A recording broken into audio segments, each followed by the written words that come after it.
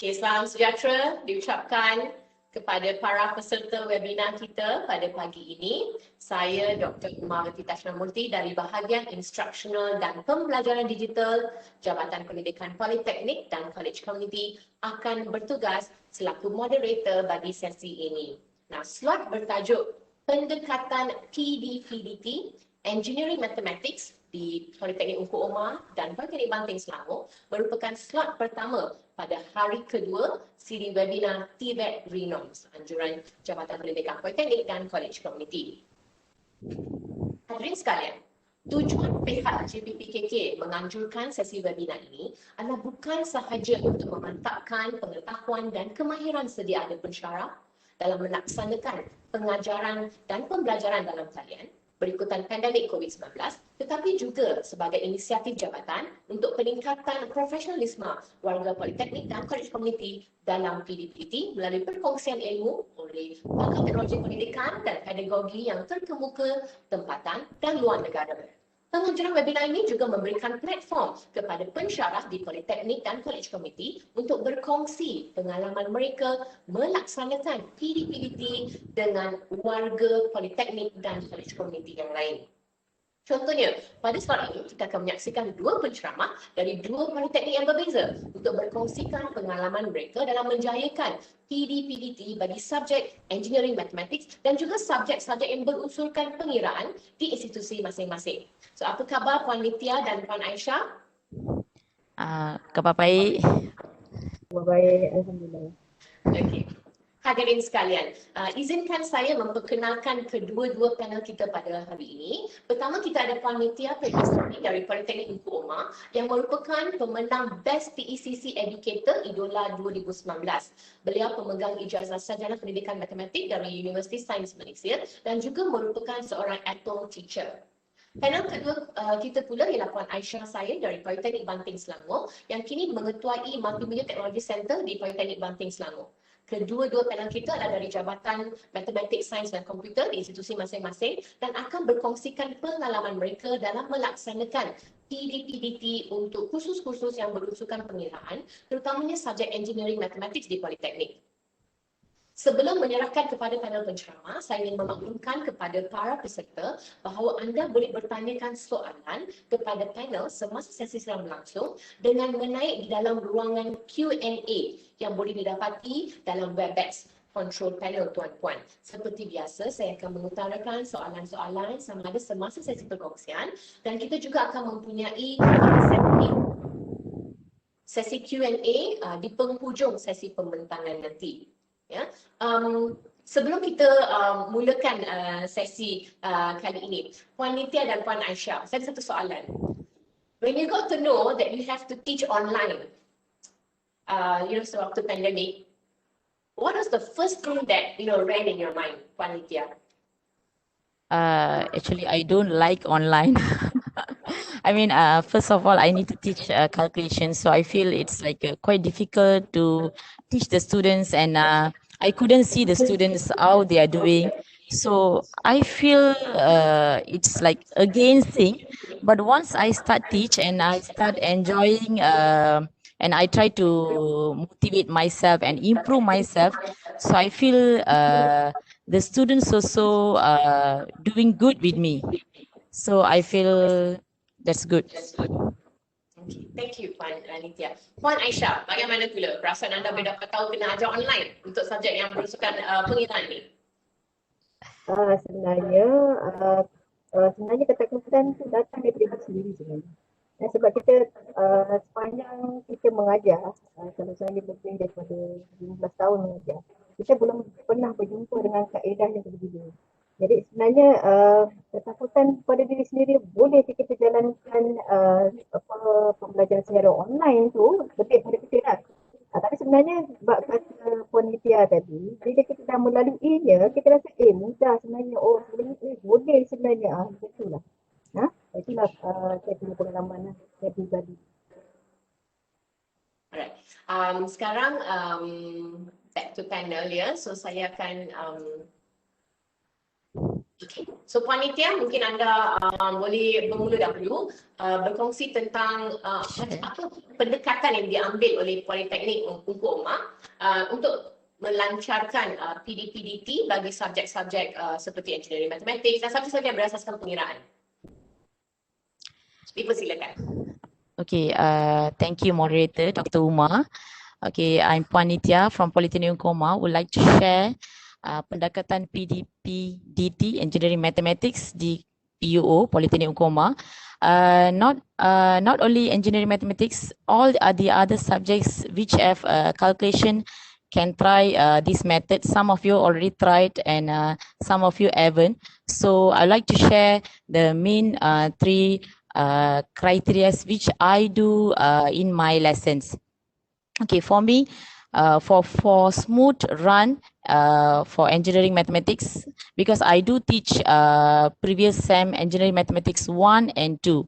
So if you tell to the students differentiation, integration, they feel, oh no, I mean, it's quite difficult to understand even face to face. Now it's online. So I overcome it by my three criteria is, which I use is tools. First thing is very important is our tools. Next, I go for teaching and learning. And the last part is how I do marking. Not myself, is we in our department, we used to do this kind of markings, we share knowledge, everything. So this is my overview. Okay, first I go to tools. The main three tools I upgraded myself for my teaching is the three main tools. The first tool is tablet, USB pen tablet. The brand I bought is On, and the size is a smaller size. Is 4 times 2.23 inch, and the price is range is around 70 to 90 ringgit only. We bought in Shopee. So if you want to buy this tablet, you can go to official On seller. So if you take more than 10, they give the best price for you, because in my department we purchase more than 40 tablets, so we get the best price, 70 ringgit we purchase it. So it's affordable price for everyone to get. This is the main tool which I use throughout the SEM, and it's very easy and convenient for everyone doing calculation. The second tool which I use is 8set. Okay, I previously used a wireless 8set, and when I teach the students having difficulty to understand my voice, and they couldn't focus because the noise around, because I do teach in my office, so where it's a cubicle, 4 lecturers is sharing, so the noise in the office, everything. So I myself with my friends, we bought this is the gamer's headset, which have a external mic. So it's focused for our voice, and after using this headset, my students didn't complain any noise outside in my office or anything. And the price also is less than 70 ringgit. It's affordable price, and it can use for, can adjust the right feet and the soft cushion, and it's for your long use. So I prefer, I mean, you can buy any headset like external mic for online class. The third tool, which we all know, it's in our latest PC, we don't have web camera. So I do additional web camera I buy in Shopee. The price is less than 50 only.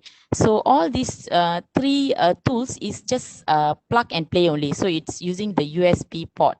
So it's easier for my class when recording and everything. So these three tools is very important role in my online class for me. So the next, I would like to share teaching and learning online. So in my department, we used to two way of teaching and learning. First, we use Microsoft Office PowerPoint 2016, and second is OneNote 2016. So using these two, we feel the smooth class going on. So First, I would like to share about the PowerPoint. How do we use PowerPoint slides? Okay, for PowerPoint and OneNote, you must have the USB pen tablet. So it's a main tool I told you to teach the students. So when you plug and play USB pen tablet, you can see in your slide, this is my slides, you can see on your left on down, so there's a pen will be coming out. So once you press the pen, you can choose the color of pen and you can start writing on your slides. So it's very convenient. This is my Teams. I do class in Teams, and this is my slides. I write in the slides so that the students will feel not bored just listening for mathematics. So they won't feel. So when I write and I do ask questions to the students. So if you see my second slide, this is the example. I take the empty slide in my PowerPoint. I'll teach step by step all the calculation. So if you see, this is a long calculation. So I do step by step using the USB pen tablet. And at the same time, I do ask the students, can you understand or not? Can you, if you don't understand, you can pause me and can ask some questions. So I feel there's a two-way interactive learning in my class. So I do choose different colors, highlight, and I teach my class. So when I finish my examples, I will ask my students to ask the questions. So I feel there's a two-way and active learning also going on. So those who don't understand, they will ask me questions. So once they know my lesson, how it goes, so after I show, I gave some examples, I will give some questions. At the same time, I'll give these questions online. I'll give 15 to 20 minutes to do online. So it means I'll be waiting for them. They will do on their paper. And the next section will be asking questions. So I want the feedback from the students. So my students, they know I'm going to ask each of them. So the first step, I'll be asking the first students, student A. The next step, I'll be asking the student B. So I will randomly pick all the students. Each step will be different students. So automatic, this will be alerting them. They will be more alert. And if they don't understand the questions, automatic, they will ask me. So I feel is a two-way of communication is going on in my class. It's not a passive, it's an active learning in my class. So once I do some examples, I'll give some homeworks. So some homeworks I will do, ask some basic questions. Then I feel no students are left behind when I do like this. So they know after they finish some exercise in my class, I'll do give some homework to pass up, extra questions as homework to pass up in Google Classroom, CDOS, or any other method you can choose. I do in Google Classroom, CDOS, and Google Drive. So this is the way I do to overcome the students is not left behind my class. So once I finish teaching or during my class, I do some learning, fun learning tools, online tools for teaching, because I don't want they feel just bored listening and do questions. So I give some I do love to do this as best educator for TECC. So I created so many questions using many online tools. This is the best tools for mathematics. It's very user-friendly for me. It's quizzes, Quizlet, Socrative, ProProfs, and many more. So if you see, I do love quizzes. Okay, I'll do during my class. If you see, this slide is I do in Teams. So I'll open in the middle of the class and I'll do with them. So you can do it once a week, and it motivates the students to score better. I see a lot of difference by doing like this. The students say, Miss, again, give me another set, and they feel very motivated by doing like this. So another tool which I like is Socrative. I can see the reports and I can feedback the corrective methods for the students. And then another tools which I like is for this current situation is ProProf Quiz Maker. When the students do, we can get the report. At the same time, the students can get e-certificate. So once they do, the students completed the quiz, around I give 10 questions or 15 questions.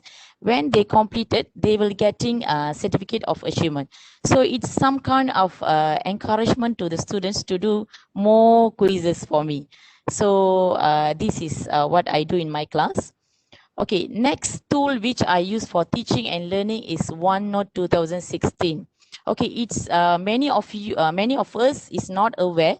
In our PC, we have Microsoft Office and OneNote is one of the part. So I do teach using the USB pen tablet. You just open, you need to sign in using your account, and you can automatically open the document and start writing. It's very easy as ABC. You no need to install anything. It's in our PC. You just open new document and you can start writing. And but using the USB pen tablet, you must have the USB pen tablet to write and explain to the students. It's an empty page, and if you see there, you can choose the color of pen, you can erase, you can highlight, everything you can do as above. You can see everything, and you can draw everything. So once even you can paste the questions from other sources or from Google, anything you can paste, and you can start explain to the students. So this OneNote, you can add until a few pages. Once you finish teaching, the best part is here. Once you finish teaching, you can convert to PDF. It's a very good way of teaching. For me, what I feel it's best is you convert to the PDF and you can share with the students. When students can refer these notes while they are doing it's offline, so they can refer this while they're doing the exercise. So how do we convert to PDF is I did step by step. Is first press file, second step is choose export, and choose pages and choose PDF and export. It's very easy, and it's automatically can convert to PDF within few seconds. Okay, so once I finish teaching, this is the main tools I finish teaching. So I go for marking. How do I mark? Marking, most of you will be using CDOS, but other than CDOS, which I prefer in my marking is most of us use is three criteria is 3: Google Classroom, Microsoft Edge, and Drawboard PDF. So I would like to explain about Google Classroom. So when you are using Google Classroom, you just need to create. Okay, if you see on my left hand side is which I created for each of my class. Each of class I created a Google Classroom, and once I created, I asked them to pass up in my class. So I'll be creating folder for them. They will be passing up in my folder. So when I open, okay, make sure all the assessments pass up in PDF. The main important, we need to inform the students, make sure it's in PDF. So it's very convenient if it's in PDF. So when it's in PDF, you can see on my right hand side, the document students share with me. When you open the PDF, you can see on the top is a pen. So when we click on the pen, we can start marking. So we can mark in phone or tablet. Okay, if you buy a tablet with the pen, it's okay. You can use the pen and you just mark. Okay, let's say you have a tablet which don't have pen. So don't worry, you can purchase a pen from the Shopee. It's less than 10 ringgit because I thought it's 5 to 7 ringgit only a pen. You can just see in the Shopee, there's a lot of pen to use. It's very easy and convenient. So once I mark, okay, this is okay, if you see on our left hand side, once I finish marking, I just click on the top, there's a 3 dots, I just save. So once I save, you can see on my right hand side, So this is the student pass up for me, end of chapter 3. And this is the edited copy. So edited copy is the which I marked. So this is the on student screen and myself. So once I key in the marks, I can return to the students automatically. So it means it's very fast return. And at the same time, students will get a notification. They receive, I mean, their end of chapter is graded. So they can see their marks. At the same time, they can see their mistakes in edited copy. So they can identify where they did mistakes, why their marks is very less or anything. So it's a very fast feedback in Google Classroom. Okay, second, which I prefer to use is using my PC. All of you can use your PC. Microsoft Edge. It's in our PC, but most of us not realize it's in our PC. Okay, when there's a make sure the PDF document, you just open with Microsoft Edge. So it's automatic will show this screen. This is the screen I share. So once it's open, automatic you can see there's a draw highlight on top. So it's using the pen tablet. You can choose the color of draw. We usually use red color. So we can start marking on our students' paper. So this is the PDF copy and you can open with the Microsoft Edge. So once you finish marking, you can write everything. It's very convenient and we can save automatically. So if you see on top, there's a save icon here. So it will overwrite in our document. So it's not going to take a space or anything. It will be overwrite on the same document. It's very easy. So this is very easy and convenient for me. So I used to do this also. And the last is additional. If you want to do is scan. This is Drawboard PDF. It's also PDF document. You can download for free. It's you can download for free in your laptop or anything. So once you download, you can see in the document, it's like this is the student's assignment. So you can start using the pen tablet and you can mark. So if you see the round circle here, you can choose. You can choose, there's a 2 pen, you can choose 2 colors of pen, you can do on the same time, you can highlight.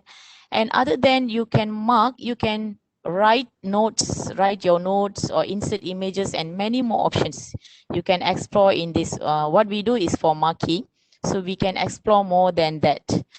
So this is the way we do mark in our class. Okay. Finally, I would like to share. Actually, first I feel difficult to teach online, but after that, I feel it's smooth for me. So I do ask each SEM feedback from the students. So in Padlet, I used to do with the Padlet. So normally I will ask them to feedback my teaching and I will ask them to give suggestion to improve my class. Maybe they know better what I should do. So this is the feedback from the students. I feel very touched and excited to see their feedbacks. Here I paste 2 classes of my feedbacks. So I feel motivated when see their feedbacks, and I feel blessed with the. I'm happy with their feedbacks. So that's all from me. Thank you very much. Can ask any questions if you want.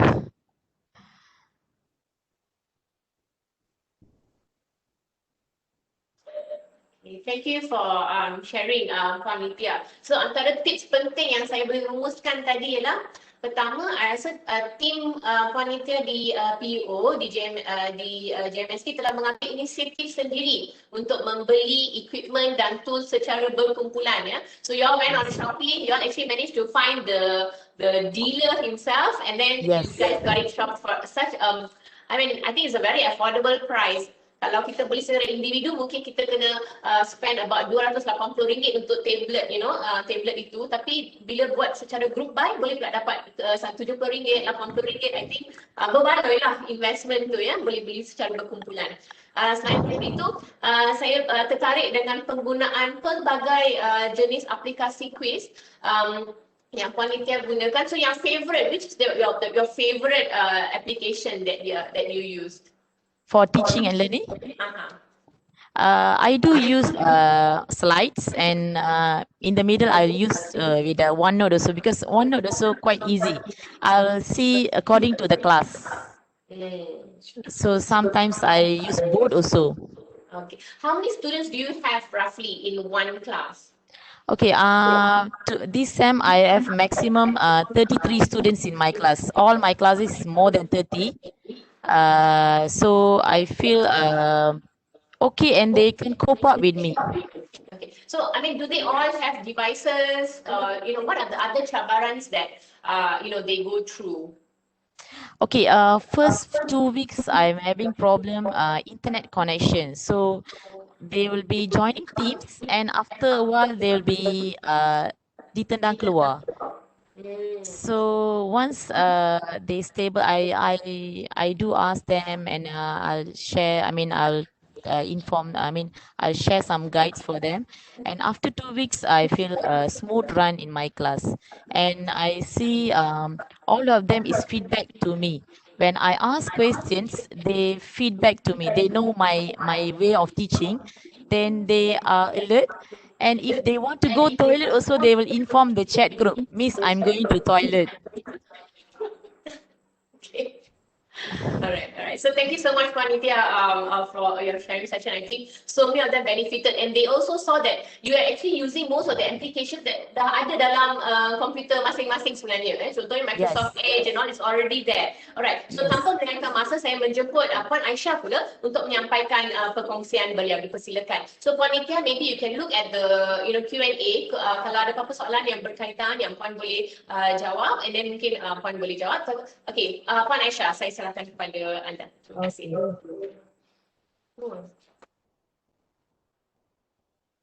Okay, Assalamualaikum dan selamat sejahtera. So, di kesempatan ini saya mengucapkan terima kasih kepada pihak PITD kerana sudi menjemput kami, PBS dan juga Politeknik Informa. So, saya percaya banyak lagi pendekatan yang baik yang dilaksanakan oleh politeknik lain. Cuma kami berdua diberi kesempatan untuk share apa yang kami lakukan di politeknik. Okey, saya kenalkan diri saya sendiri. Ialah saya Puan Aisyah Saim, merupakan pensyarah di Jabatan Matematik Sains dan Komputer Politeknik Bangkit Selangor. Okey, sebelum saya start saya punya lesson, izinkan saya untuk memberi sedikit kajian ilmiah mengenai pembelajaran secara dalam talian. Okey, kalau menurut Zurainiwati tahun 2005, dia katakan faktor pelajar dilihat dari sudut persediaan, sikap kefahaman lengkapan ICT, motivasi dan gaya pembelajaran. Manakala Dan Frame 2001 mengatakan bahawa bahan pengajaran dan pembelajaran yang disampaikan melalui media perlu mempunyai teks, animasi, simulasi, audio dan video. Dan dia haruslah mempunyai perbincangan kumpulan dan bantuan profesional diisikan dengan pelajaran. Ini merupakan satu guideline untuk kita untuk kita melaksanakan pembelajaran secara online. Ini merupakan satu guideline supaya kita tak lari daripada apa keperluan yang kita harus sediakan dalam pengajaran secara dalam talian. Okey. Seterusnya ini adalah perancangan daripada sebelum kita nak laksanakan PdPDT di Politeknik Bangkit Selangor. Starting from PKP, kita start PKP pada bulan Mac dan kita plan pada bulan Mei 2020 perancangan. So masa perancangan ini kita rancangkan teknologi itu siapa yang kita nak guna. Masa ni semua pensyarah dalam keadaan blur sebab kita tak biasa belum lagi. So kita rancanglah teknologi itu dan kita explore sendiri apa tools yang patut kita gunakan. Okey. Dan juga kita rancangkan pada bulan Mei itu ialah kursus-kursus atau sesi pengisian ilmu yang boleh kita gunakan sebagai membantu kita untuk menyediakan bahan-bahan material secara online. Okey, starting Jun hingga Julai 2020, kita start dengan penyediaan video PDP self-recorded. So, kenapa kita katakan self-recorded? Sebab kita rasakan sebenarnya banyak konten video dari YouTube yang ada dalam dan luar negara. Tapi kenapa kita sebut self-recorded? Sebab kita nak supaya video yang kita hasilkan itu dekat dengan pelajar. So, contoh kalau saya yang mengajar, kalau contohnya kita ambil video orang lain, dia tak ada dekat. Jadi kita gunakan pendekatan itu, okey, setiap untuk khusus ini, matematik kita buat self-recorded. So, set itu kita belum fikir lagi, self-recorded kita just bagi perancangan untuk itu. Okey, starting Julai 2020, kita rancangkan untuk perkongsian ilmu. Kita buat teknologi tools, macam mana kita nak share technology tools and then all the sort of webinars, okay. And then starting August kita dah mula dengan pelaksanaan PDP Jun 2020, okay. So peringkat awal starting ialah PDP secara bersemuka, kemudian in between tengah-tengah tu kita dah start dengan PDP secara berkalian. Okay. So kita decide di sini, kita gunakan of course kita fikir kita kena fikirkan bila kita nak buat sesuatu PDP secara online, kita kena fikirkan yang menerima itu. Pelajar yang menerima. Kita of course di Politeknik atau College Community memang telah disediakan segala kemudahan. Tapi bila kita nak jalan PDP online, kita kena fikirkan yang menerima di rumah. Okey, secara online. Apa yang ada pada dia? Gadget apa yang paling minimum yang ada pada dia? Okey, kita kena fikirkan tu. Daripada segi talian internet dia ke ataupun dia ada kemudahan komputer ke, kita kena fikir paling minimum. Okay, so kita decide PDP secara dalam talian kita gunakan of course kita punya LMS, utama kita adalah CDOS sebagai kita punya platform asynchronous dan kita gunakan Google Meet sebagai kita punya platform synchronous and then WhatsApp khusus sebagai discussion group and then kita ada punya matematik secara synchronous. So kalau kita tengok CDOS, Google Meet, WhatsApp khusus itu semua yang dah familiar. Maknanya familiar kepada siapa? Kita utamakan kepada pelajar. Dia dah familiar benda-benda itu kita gunakan platform tersebut, okay? And then of course dalam Ogos, November 2020 kita buat pengumpulan item and then Disember 2020 kita dah start di hujung-hujung semester kita buat persediaan untuk penilaian alternatif. Kita adakan bengkel pengukuhan matematik, okay? Kita gunakan platform secara sinkronis lah. Kita masih lagi gunakan platform yang sama, kita tak tukar-tukar, kita gunakan kaedah Google Meet. And then penyediaan jadual plat, begitu saja domestik dan seterusnya ialah penilaian alternatif lah. So inilah perancangan kita sepanjang bulan Mac 2020 sehinggalah penghujung Disember 2020. Okey, so saya sebutkan tadi melalui perancangan. Okey, so yang tadi peringkat awal kita masih lagi cari-cari kaedah. Kita tak tahu nak cari macam mana kita nak sediakan bahan. So biasa yang kita buat ialah okey kita gunakan slide PowerPoint, itu yang biasa. So apa bila kita sebut tentang pendekatan penilaian dalam pembelajaran dalam talian, kita kena fikirkan material apa yang boleh menarik pelajar. Macam tu. Okey. So kita belajar. So maknanya kita masa ni kita buat perancangan, kita buat sesi perkongsian ilmu. Kita buat 2 fasa, technology to sharing session yang mana kita disertai oleh pensyarah-pensyarah yang punya lebih sedikit kemahiran. Di semua jabatan, so kita ada jabatan dengan pesawat, kita ada jabatan juga medical, jabatan dengan dan juga jabatan matematik sains dan komputer. So siapa yang ada ilmu lebih sikit tentang tu sendiri dia akan share kepada kita. Okey Dan juga kita juga ikuti siri webinar yang diadakan oleh yang di-share oleh semua politeknik kan. Ada politeknik yang share, terima kasih banyak-banyak.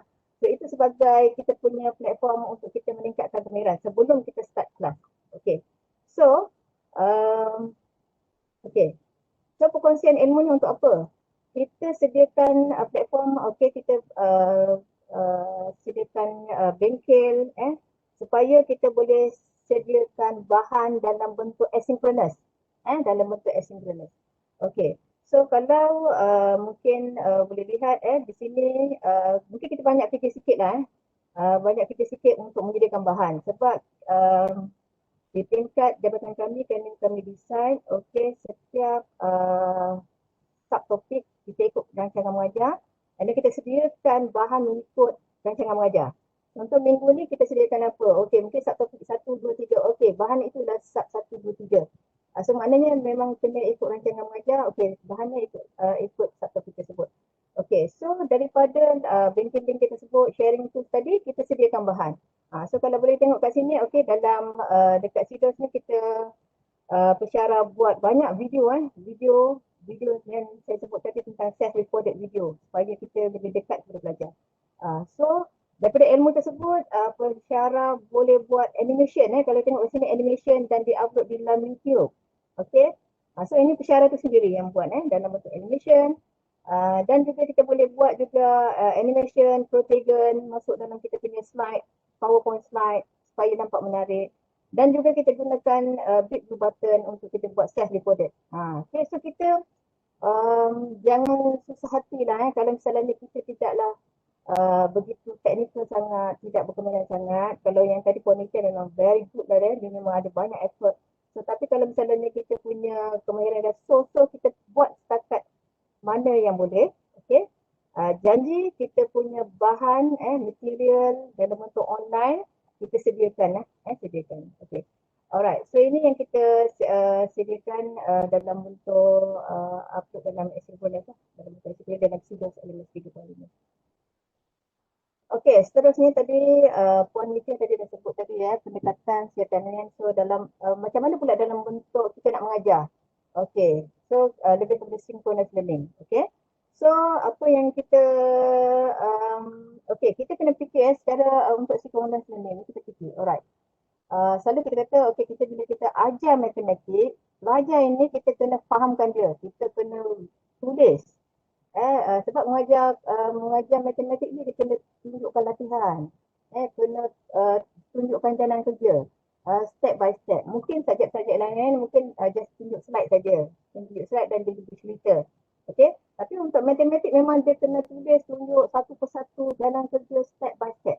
Jadi kalau kita rasakan kaedah secara face to face itu memang sangat berkesan untuk bagi kefahaman kepada student, maka kita fikirkan bila kita buat secara dalam talian, dia mesti at least setara dengan yang face to face. Macam tu kan. Jadi budak boleh menerima kaedah tersebut. Jadi kita kena fikir. Right. So untuk yang pendekatan secara dalam talian dalam bentuk synchronous, kita pilih medium yang kita gunakan secara synchronous adalah Google Meet. Okay, Google Meet. And then OneNote Windows 10, tadi dalam bentuk phone kita dah tunjuk lah Windows 10. And then of course drawing tablet. Yang ini sangat penting lah ini. Ini memang sangat penting sebagai digital whiteboard kita. Untuk matematik sangat penting. Right.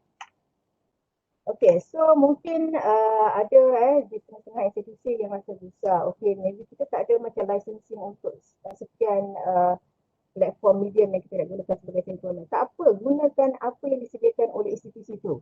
Kalau misalnya dia ada Teams, gunakan Teams. Kalau dia ada Google Classroom, gunakan Google Classroom. Apa kemudahan yang ada, kita gunakan secara sepenuhnya. Optimum kita gunakan. Alright. So untuk banting selama kita gunakan Google Meet, untuk JNSK, Google Meet, Synchronous, and then kita gunakan OneNote, Windows 10, dan juga kita gunakan Drawing Chapter. Okay. Yang seronoknya tentang OneNote Windows 10 ini, okay, dia memang kita tak payah pergi gunakan apa-apa tools lah kan. Disk ni dah ada. Okay. So dalam Windows 10 ni kita boleh masukkan digital notes. Okay maksudnya yang kita dah sediakan bahan tadi. Bahan yang kita upload dalam Sidos tadi, kita boleh share juga dalam Windows 10 ni kat sini. Okay. Dan digital notes, okay. And then yang bestnya, okay, sebab dia adalah matematik, kita mesti tunjukkan jalan kerja. Contoh, kita boleh tulis. Okey, kita boleh tulis banyak nak terangkan.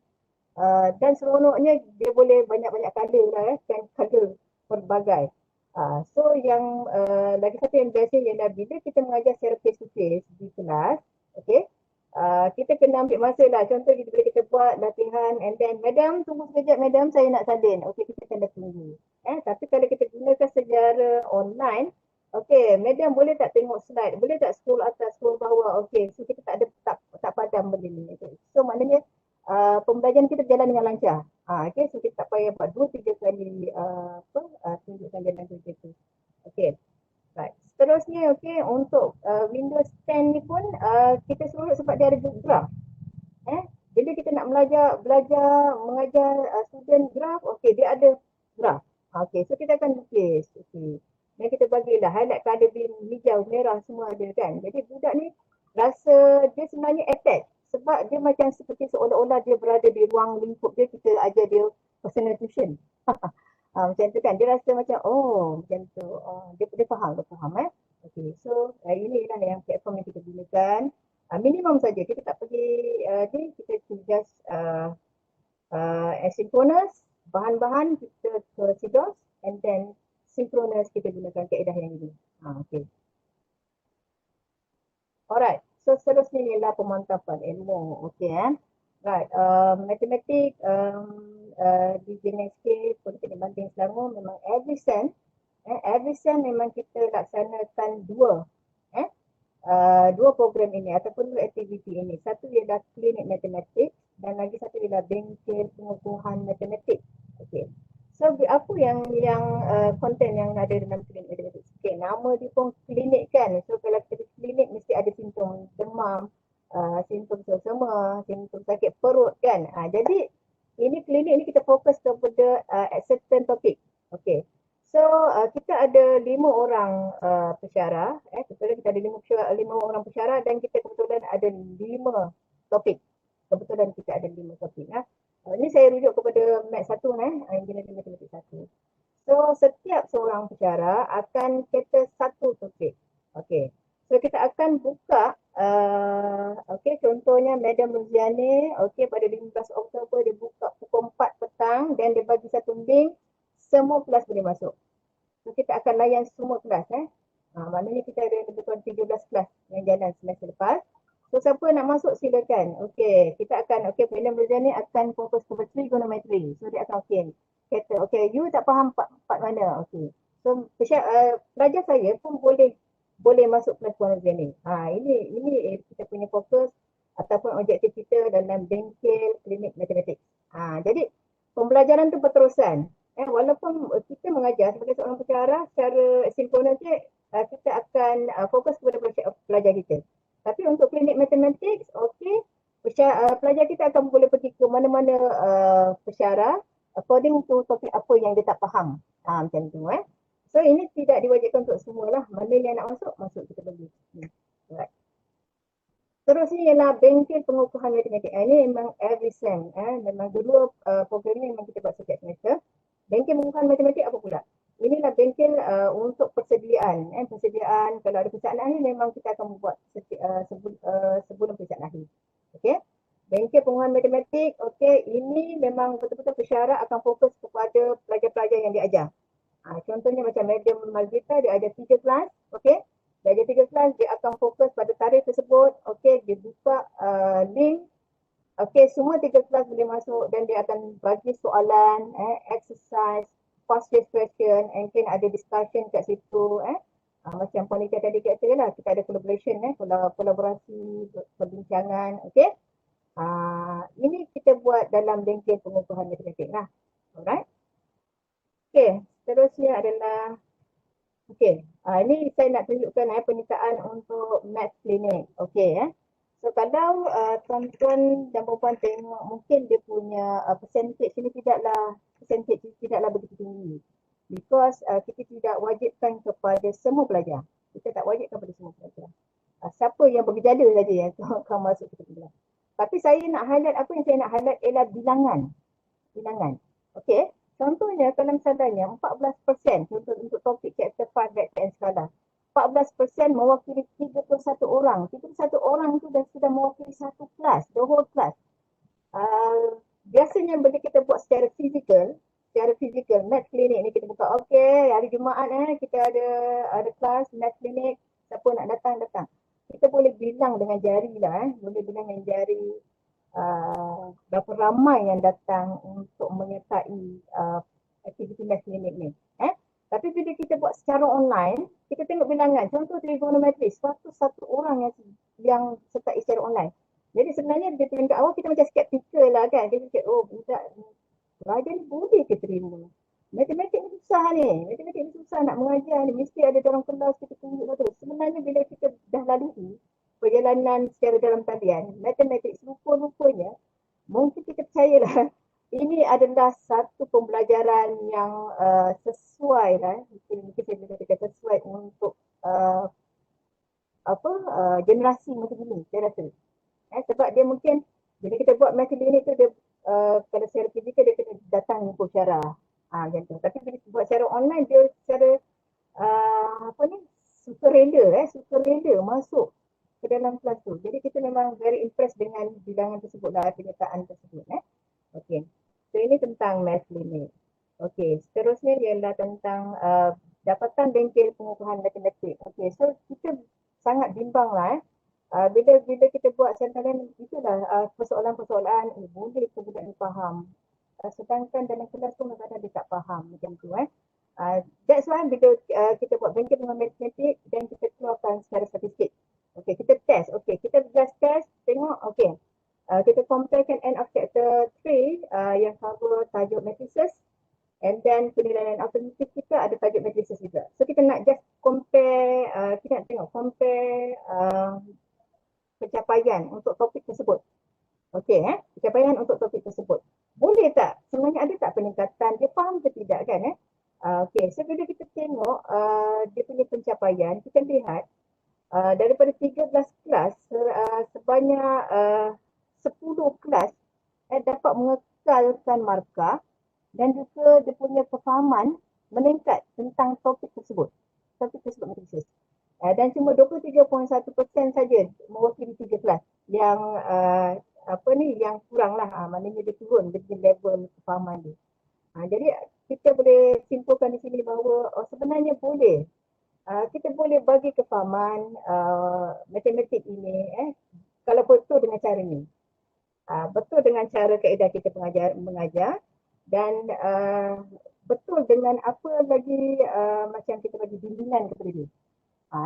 So itu yang saya kata tadi, kita kena setarakan okey macam mana kita laksanakan secara face to face, kita rasa itu berkesan, kita cuba applykan dalam bentuk dalam talian macam tu. Okey. Jadi kesimpulannya saya bagi sebagai kesimpulannya okey PDP secara dalam talian jadi satu norma baru dah kepada staff di BMSK kami. So memang struggle nak belajar tentang tools, belajar tentang ICT semua okey. Tapi dah jadi satu yang ala bisa kerja biasa. Okey. And then yang kedua ialah PdPDT dapat memotivasikan pelajar membina kemahiran belajar sepanjang hayat. So maknanya budak akan self learning. Kita sebut tentang student learning time kan, mana budak ni memang ada lah dia ada motivasi untuk belajar tadi saya tunjuk tadi dia ada motivasi untuk masuk klinik matematik, dia ada motivasi untuk menggunakan bahan-bahan yang kita dah upload dalam sidang. Okey. Dan kemahiran dalam bidang ICT dan perkomputeran serta menghadir itu sudah dapat membantu PDP dalam talian di dalam kasih keputusan. Ini memang sangat membantu lah. So mestilah bila kita nak buat PMP dalam talian memang kita kena ada kemahiran. Memang kena belajar. Tak boleh tak belajar. Kita kena belajar macam mana nak guna tools, macam mana nak gunakan ICT. Memang kena tahulah, kena explore banyak lah. So yang akhir sekali penilaian mudah dilaksanakan secara dalam talian. Sama ada kita nak gunakan kaedah formatif. Macam tadi kita guna quizzes ke, Socrative ke, ProProfs ke kan. Itu ialah dalam bentuk formatif untuk menilai kefahaman pelajar. Dan kita boleh juga mungkin sama sebab kita ada pilihan alternatif kan. Kita dah start untuk yang sama tersebut lah. Okey, ini sajalah kesimpulan yang saya dapat buat dan sharing daripada pembentuk bantuan Islam. Itu saja. Okay, terima kasih. Okay, terima kasih atas perkongsian Puan Aisyah. Menarik sungguh untuk melihat bagaimana institusi anda telah bekerjasama secara teamwork untuk menjalankan bengkel secara dalaman, and then berikutan bengkel itu saya nampak ada pembangunan bahan sokongan especially yang berbentuk animasi dimuat naik ke YouTube. Ada channel YouTube khas ke untuk institusi? Okey, untuk yang channel YouTube itu kita lebih kepada kursus tersebut lah. Dibangunkan sendiri oleh pensyarah. Gitu. Tapi difahamkan di Jabatan Kejuruteraan Mekanikal memang dia ada channel YouTube sini lah. Dan menarik juga penganjuran klinik matematik, bengkel pengukuhan matematik itu saya tertarik sebab anda dapat organize pelbagai topik lain diajar oleh pensyarah lain. Memang saya harap perkara ini dapat dicontohi oleh rakan-rakan institusi lain untuk meningkatkan prestasi dan pencapaian pelajar dalam subjek engineering mathematics dan juga untuk subjek-subjek yang berbentuk pengiraan. Okey. Kejap ya, saya nak share this one. Okey, Puan Nitya, apa pendapat Puan Nitya tentang langkah-langkah yang dilaksanakan oleh Politeknik Banting Selangor untuk meningkatkan prestasi engineering mathematics, meningkatkan PdPDT, kualiti PdPDT untuk subjek engineering mathematics? That's very great. Actually, in PU also we also doing the same clinic mathematics, but we call in different names. So we also do, and actually we do everything is online in the current situation.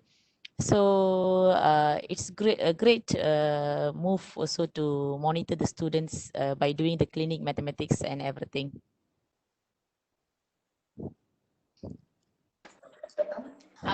Puan Aisyah, mungkin boleh memberikan sedikit perspektif dari what has PUO done yang mungkin boleh dicontohi oleh PBS.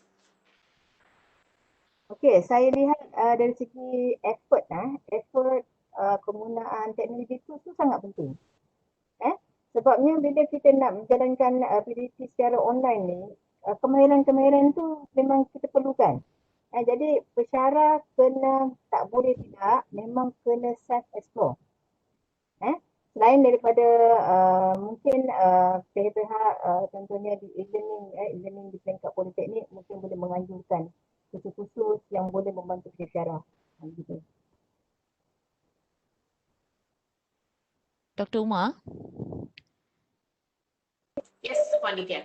Okay, someone in the chat, they asked me can you explain how to mark, can you explain again the tools you use to mark so can I need to share how? Can, just give me a minute, yeah? Okay. Yeah, I think now you can start sharing. Okay. Ya, kepada peserta webinar, anda boleh bertanyakan soalan melalui chat. Panel juga boleh tengok soalan dari anda. Silakan. So just now someone asked how I do marking in my, so I just use 3 tools for marking other than CDOS. So if you see, I created a Google Classroom for each class. So in Google Classroom, I created a class for each class, and I open folder for them. They will pass up their assignments or chapter in my class. Once they pass out in PDF form, when I open the particular end of chapter, you can see on my right hand side, it will see the pen here. Okay, the pen is on top. You can see the pen. You can click on the pen. You can start marking. So if you see my second slide, I already start marking. So this is my marking. Once I finish marking, you can see on the top also there's a 3 dots here. So when you click in the 3 dots, you can say save and send Google feedback. So you just save. So once you save, you'll be getting like this. You can see this is your overview. Okay, this end of chapter 3 is the students pass up. This is the edited copy, which I'm done marking.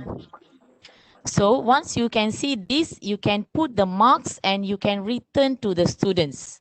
So students will get automatically on the spot, they will get notification in their Google Gmail account, and they can see their marks. At the same time, they can open the edited copy to check their mistakes. This is a very fast process, and it's very easy and convenient to mark our assessments.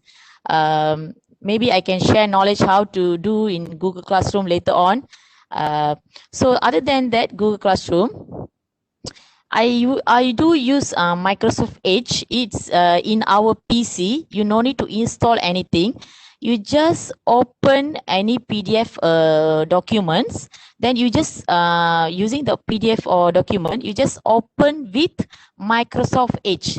You need to click there, Microsoft Edge, open with. So once you open with, you can see this is your overview of the document. You can automatically can see draw, highlight everything, erase everything. So you just choose the draw and you can choose the color of the pen you wanted and you can start marking, but using the pen tablet. Using the pen tablet, this is using the pen tablet, you can start marking and you can do correction, everything. Once you finish marking, you just can save. The save button is on top also beside the erase, print, everything. So you just save this document. It will be overwriting on the previous PDF document. So it means it's overwrite. So you no need to do a lot of extra. This one just save and it's over in our folder. So you can open back. You can see your marking is there with the marks, everything. This is very easy in our PC.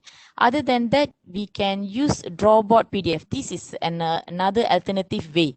So you can download. It's download for free. You can download and you can start marking like Microsoft Edge. It's in our. You just open the PDF and you can start marking. So you can see. You can choose the colors, highlight everything. You can start marking and you can save this file. It's easy also. Okay, that's all, Dr. Uma. Thank you so much for sharing that, Panitia. I think we have so many questions here. So most of them, they also wanted to ask you. So once we have already marked this online, do you actually print this and then keep it as as a form of as proof, documentation purposes? Do you do that? Okay. In our department, we do practice paperless. So we past few sems we are saving everything in Google Drive in our department Google Drive. So we stop printing. So I just open a folder for mine and I save and I will just transfer this folder to department folder. That's all for MQA purpose. Okay, interesting. All right. Thank you for sharing that. So I can see there's a lot of organization when you're teaching online.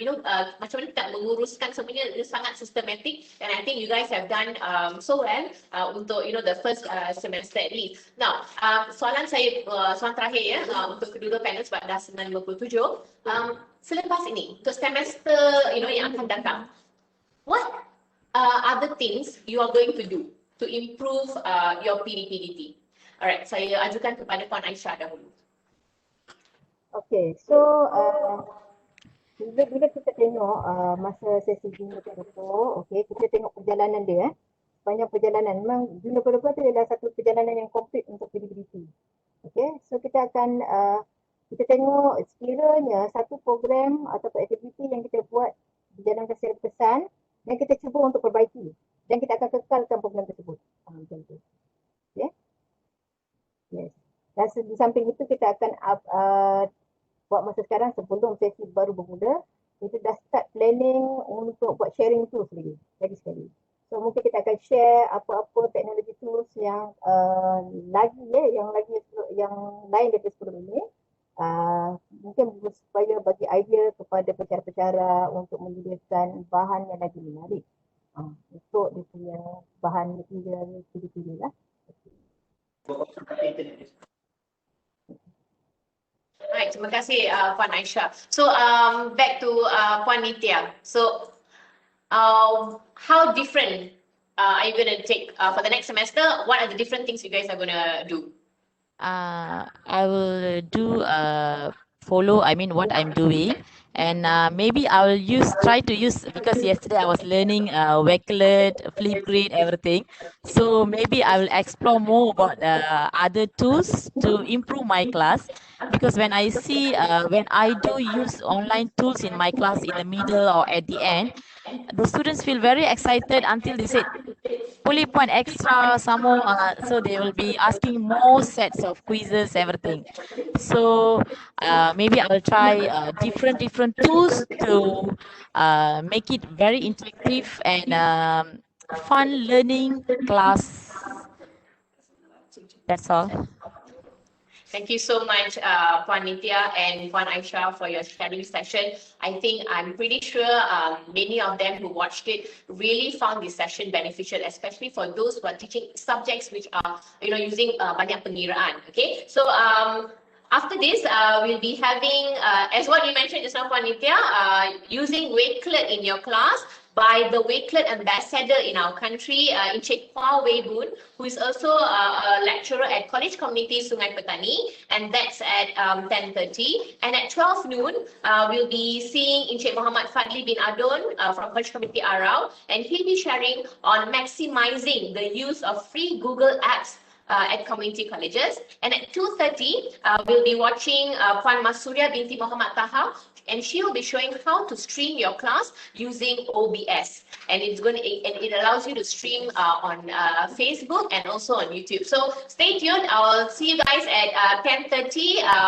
and that session will be moderated. Yes, Nitya. Dr. Umar, someone asked me whether you can share the slides. So what is the okay. So, Puan Nitya dengan Puan Aisyah boleh hubungi LO anda, paskan slides kepada LO anda, dan LO anda akan paskan kepada, dan kami akan muat naik ke www.sat.edu.my/webinar2021. Okay, dan kepada semua peserta, tolong jawab soalan survey pada akhir sesi ini bagi setiap webinar yang anda sertai untuk kami mendapatkan input yang useful for us. Alright, so link untuk webinar saya dah masukkan dalam chat tadi. So terima kasih semua. Thank you so much Puan Aisyah. Thank you so much Puan Nitya. It's a wonderful session. See you guys. Bye bye. Thank you Dr. Umar. Thank you Puan Aisyah. Bye bye.